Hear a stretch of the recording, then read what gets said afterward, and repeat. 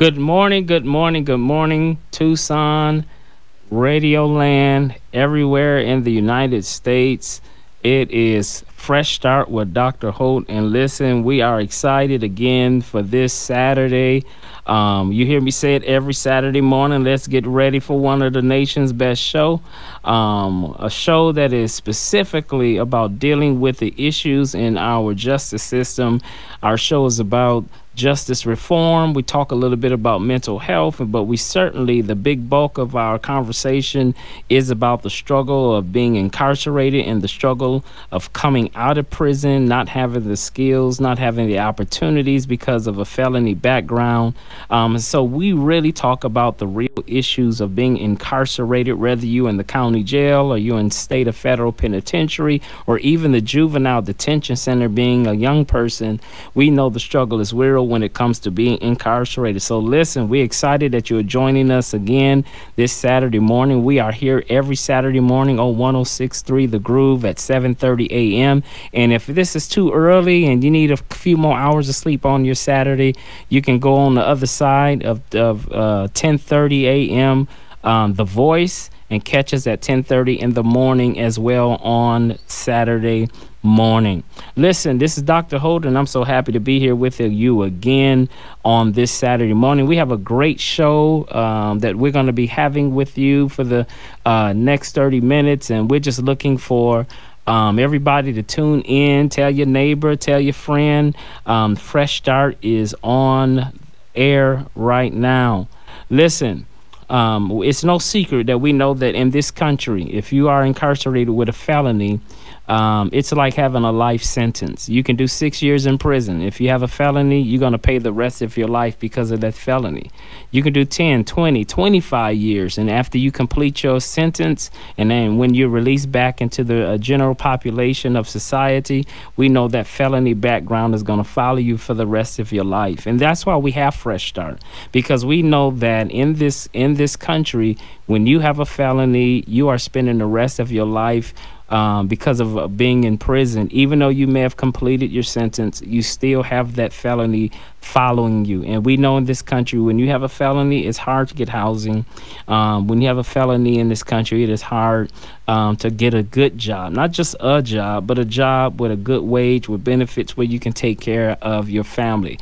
A felony doesn't mean that it totally wipes out your future, but certainly you're going to have some major problems. You're going to have some major difficulties and oppositions, and you're going to have a lot of disappointments and doors and rejections that is shut in your face because of that felony. And we know also in the state of Arizona, there is something called the disenfranchisement law of being a felon, which means that you cannot vote in the state of Arizona if you have a felony. But thank God that we do have now some opportunities where we can help people bounce back from their time being in prison and times being in jail and things of that nature.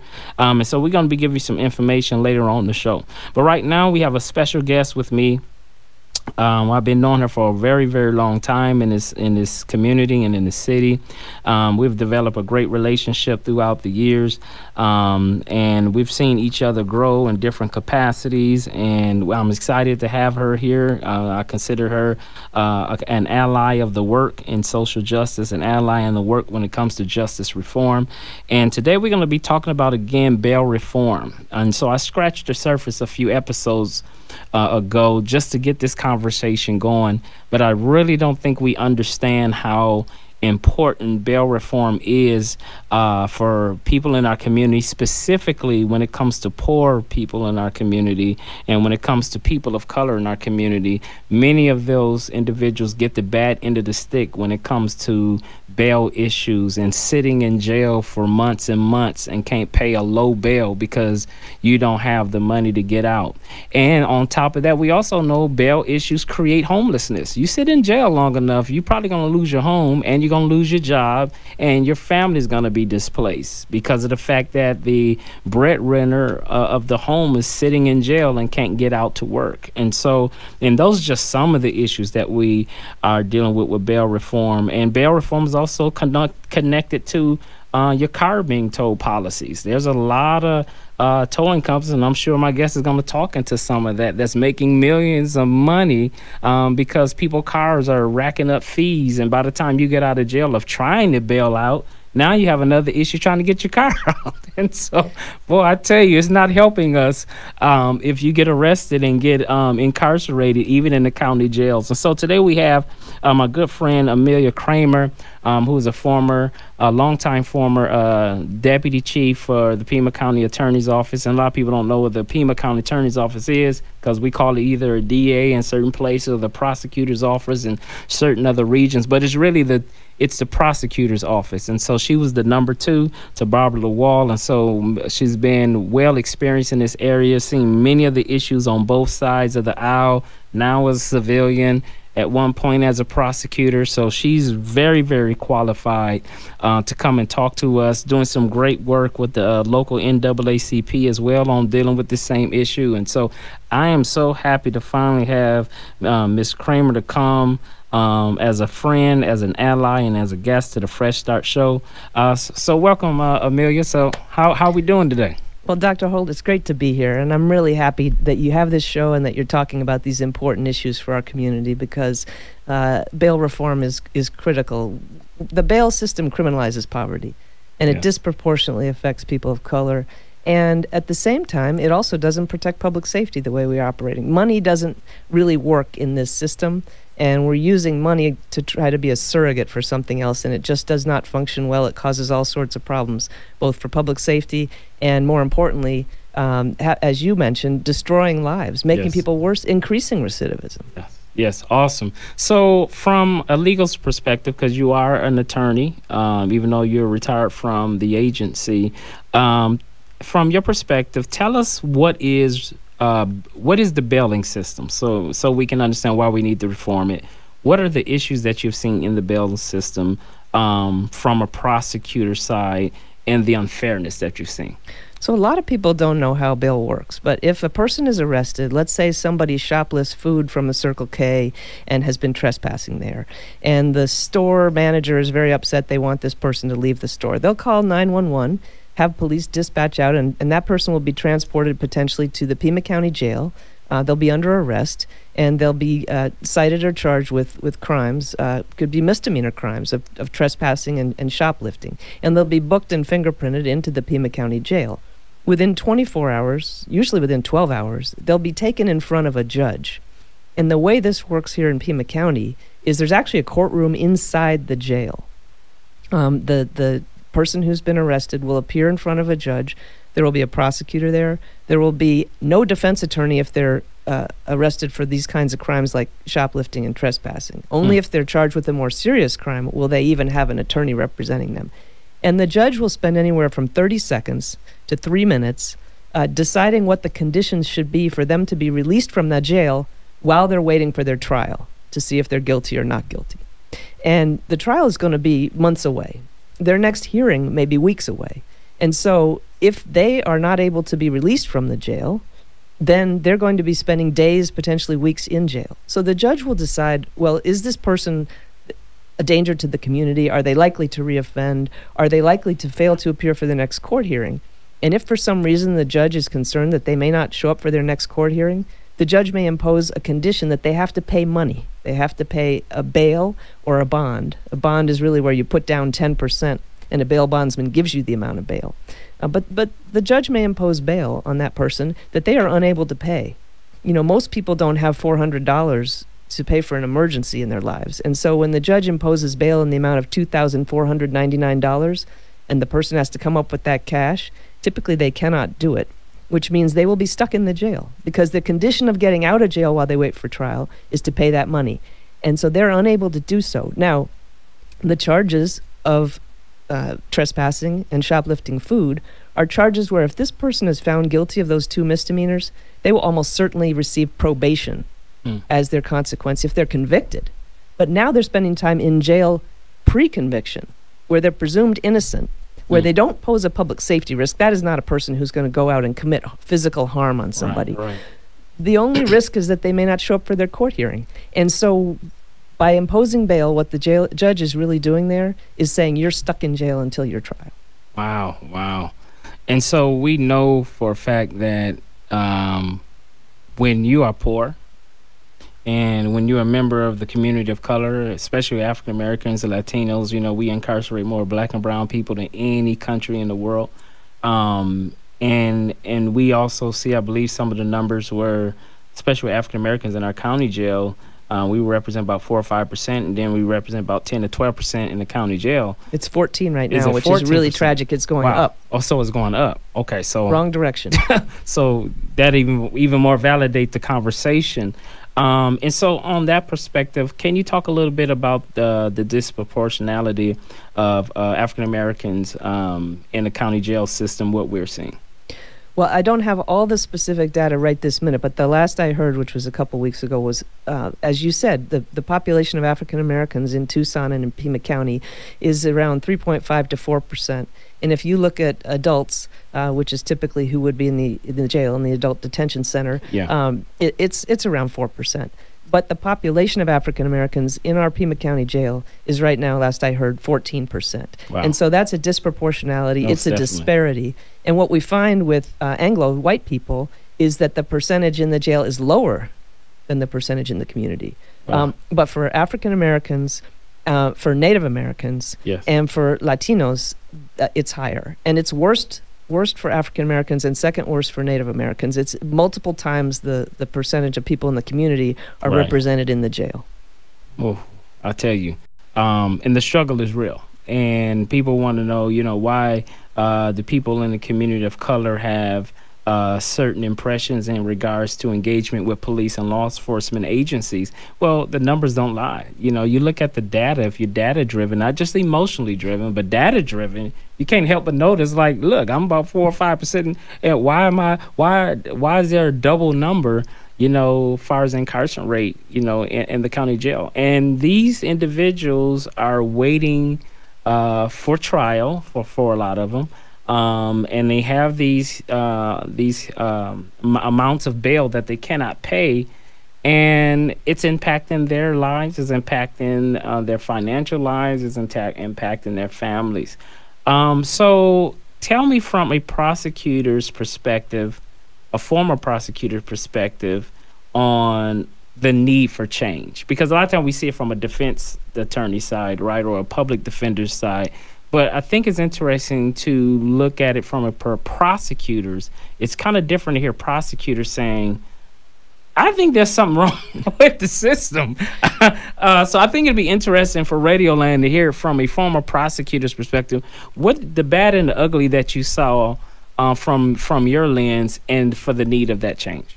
Well, a good prosecutor, an ethical prosecutor, has as their first interest doing justice, not winning convictions, not incarcerating people. It's to do justice. Okay. And so I try to be an ethical prosecutor, and it disturbed me anytime I saw something in our criminal justice system that was unjust. Okay. And one of the greatest injustices that I saw was people who were stuck in jail pre-trial because they could not pay bail, where they had not committed any violent crime.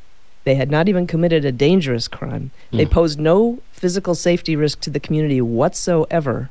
They were not likely to flee to Mexico or to another state. They weren't going to run away.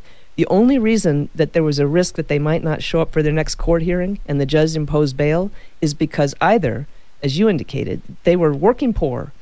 They had to choose between going to work with their truck that day or going to court, and they didn't show up for court because if they didn't show up for work with their truck, they might lose their job. The truck might be repossessed. They might lose their housing, and they might lose their family. If they were a single parent, they might lose custody of their children. So they made the choice a rational person would make to miss a court hearing in order to go to work. Or they were mentally ill, drug addicted, homeless, and that's what we see a lot with the people who are shoplifting, trespassing, urinating in public, loitering. They are not well enough to get themselves to show up at a court hearing next Tuesday at 2 p.m. at the courthouse downtown. Right. They can't get the transportation because they have no money. They can't find the courthouse. They don't have a calendar like I do that beeps and tells me where to go, when to go. They don't have a reminder system like my dentist has to get me to go to the dentist's office. And so they simply, due to illness, can't get themselves to show up at that time, but then they're being punished for that in such a way that actually increases their recidivism, their likelihood to reoffend. And they'll be sitting in that jail for weeks till they get their trial. What will they do at that point? They will plead guilty to a sentence of time served in jail. Now, if they had had more money, they would have posted bail, gotten out, and gotten probation. But even if they pled guilty. But now, when they plead guilty, they get time served, which means they've had a jail sentence. Right. So if they get picked up again in the future, they've got prior criminal history that shows that they served time. They've also maybe had this prior failure to appear, and it's a vicious cycle that repeats over and over again. Yeah. And it's expensive for the community, for the taxpayers, not just for this person, because we spend $141 a day on jail bed days. It's cheaper to put somebody into treatment or into housing for those who are homeless. So we're making people worse. We're creating trauma. And for people who suffer mental illness and substance use disorders, we're making them worse, not better. We're creating recidivism where they come through a revolving door at the jail, and we're not reducing crime or protecting public safety in any way. So to me, that injustice is distressing deeply. I think some of the way that we're operating is unconstitutional, frankly, and I've been trying, the NAACP has been trying to eliminate money out of the system because, frankly, it's not working. It's not achieving the goals we want it to achieve in terms of money bail. It's not protecting public safety. It's not reducing recidivism. It's making the criminal justice system cost more, not less. And so we're all suffering. And most suffering, these poor people who are being abused. And they should be held accountable if they committed a crime. But one time I saw a woman who had been 45 days in custody in the Pima County Jail after she'd been arrested. She was arrested for stealing a candy bar 2 years earlier. She didn't show up for her court hearing. A warrant was issued. Put out, right. She was picked up again, put in jail, and 45 days she sat there. Now, we spent many thousands of dollars, probably the system spent about $10,000 for a $2 candy bar to keep this woman in jail. She was mentally ill. We made her worse. Right. What are we doing here? It's broken. Right. Yeah, you're right. And those are the things that is really a crying shame, and that's why we have this show, because we talk about the real issues, and to have a show that's like straight talk, in your face, very raw. That's what Fresh Start is about. We're not about the fluff here at this show. We like people to come in the show and talk really about the real issues. So listen, we only have a few more minutes of our show. 30 minutes go really quick, but let's talk about solutions.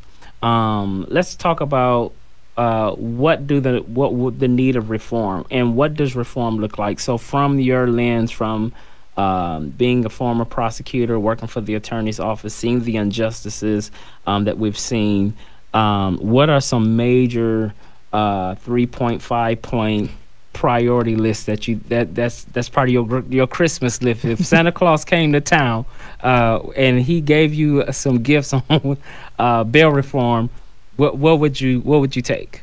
Well, number one, I agree completely with the NAACP's position was we need to eliminate money bail altogether. Okay, we've talked about how it impacts people who are poor, but let's look at the other end of the spectrum. Somebody commits a home invasion with an AR-15 rifle who's involved with a drug gang.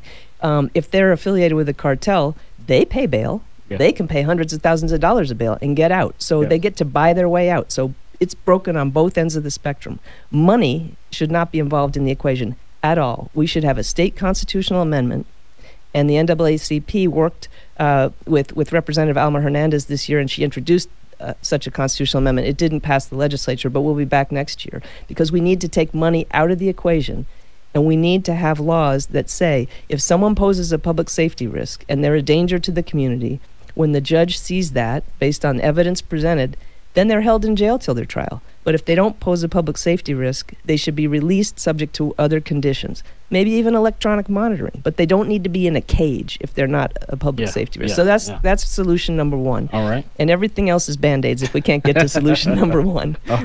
All right. And so, listen, this has been great, talking about the real issues. Listen, if you wonder what show is this on 106 The Groove, because you never been used to, actually we're one of the first talk shows ever on 106.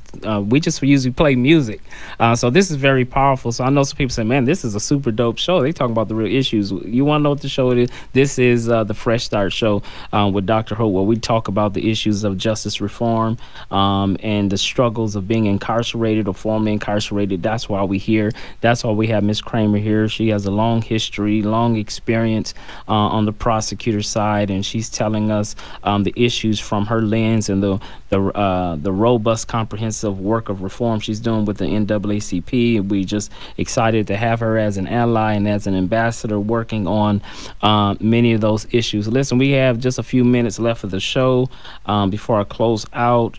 So what's some takeaways? What's your wish list? You told us some things you want that you're working on. What's Amelia's wish list that you want to see with reform? Well, in addition to eliminating money bail, what I would like to see is us have state laws and judges implementing those laws where when someone comes for their hearing in that jail hearing room, number one, they spend time. They spend more than 30 seconds to 3 minutes with that individual. Yeah. They figure out, does this person pose a public safety risk or not? Do they need to be incarcerated prior to their trial? And for most people, the answer is no. Okay, if not incarcerated, what conditions should we impose? Maybe they need to check in by phone every day. Maybe they need a reminder to get to court. Maybe they need transportation to get to court. But let's come up with creative solutions to help that person comply with their obligation to show up for their next court hearing so they can have a trial where they're not being leveraged by being held in the jail and coerced to plead guilty so they can get out. So that's what I would like to see. And right now in Pima County, we have an opportunity. The contract for the judges who handle these initial appearances, these bail hearings at the jail, has come up for renewal. There was a 10-year contract in place for city court magistrates to handle all the initial appearances, not just for Tucson City Court, but Pima County Superior Court, where the felonies are held, Pima County Justice Court misdemeanors, Marana, Oro Valley, Sahuarita, South Tucson, all of them. And the results that have been produced in the aggregate, as you've indicated, show that we have racial and ethnic disproportionalities, and we're criminalizing poverty. And some people are getting out who pose a public safety risk because they are able to pay the amount of bond imposed. So another solution I would like to see is a little bit more data collection as a requirement of that contract, and some scrutiny on what results are being produced by these judges' decisions in the aggregate. And if the results are not what we want, then we need to recommend that there be some change. And whether it's change through the legislature, change through judicial rules, whatever we need to do, we need to fix these problems. Wow. Well, I tell you, this is awesome. Thank you for coming. Most definitely, I'm gonna have you come back. We got to talk more about this and talk about the issues that are at hand. I know you did a long history working in public service and on the prosecutor side. You have any aspirations for anything in the future as far as public service? Volunteer work, like I've been doing with the NAACP and with my synagogue. That's my aspiration in the future. I put in 15-hour days, 7 days a week for decades, and I'm enjoying my retirement, and I do feel like giving back. And this is the number one issue for me to volunteer on, because it did disturb me so much as a prosecutor, and I feel like I tried to move forward with some changes when I was, the chief deputy county attorney. Didn't get all the way there, and I feel an obligation to our community to keep pushing for change. So now, from the outside of the system, and I'm proud to be affiliated and volunteer with the NAACP. It's a wonderful organization, and unfortunately, it's very needed in our society because of all of the racial problems that we have in America. Yes, and so our heart goes out most definitely to the victims in Buffalo, New York. That was a big tragedy. It's to let us know that we still have a lot of work to do. There's a lot of hatred and racism and bigotry out there, and we still got to continue to let our light shine and keep fighting the good work that's out there. So thank you for all of your work and hard work and service. We most definitely appreciate you. This is Amelia Kramer, former Deputy Chief of the Prosecutor's Office, here with Fresh Start. We're so excited to have you with us on today. Listen, we're closing out. We have the Fresh Start event coming up on October 22nd at the Tucson Convention Center from 9 a.m. to 1 p.m. If you got felonies, if you're formerly incarcerated, have a felony, we can help you. We can help you get your marijuana expungement. If there's a marijuana conviction, we can help you get your conviction set aside. We can help you get your voters' rights restored. We're going to be at the TCC October 22nd on a Saturday from 9 a.m. to 1 p.m. We're offering free child care. We're partnering with Second Chance to provide us with a felony-friendly job fair for those that have background issues. You need to be here. We will have city courts, superior courts, justice courts, juvenile courts working with us to help people get on their feet. We're also going to be doing warrant squashing. If you got an outstanding warrant, come down to the Fresh Start. We're going to help you, even with court fees and fines. We will be there. Listen, we're getting ready to sign out. Thank you again for another great episode with Fresh Start with Dr. Holt. We're here every Saturday at 7:30. We look forward to seeing you soon. Take care. Have a wonderful Saturday.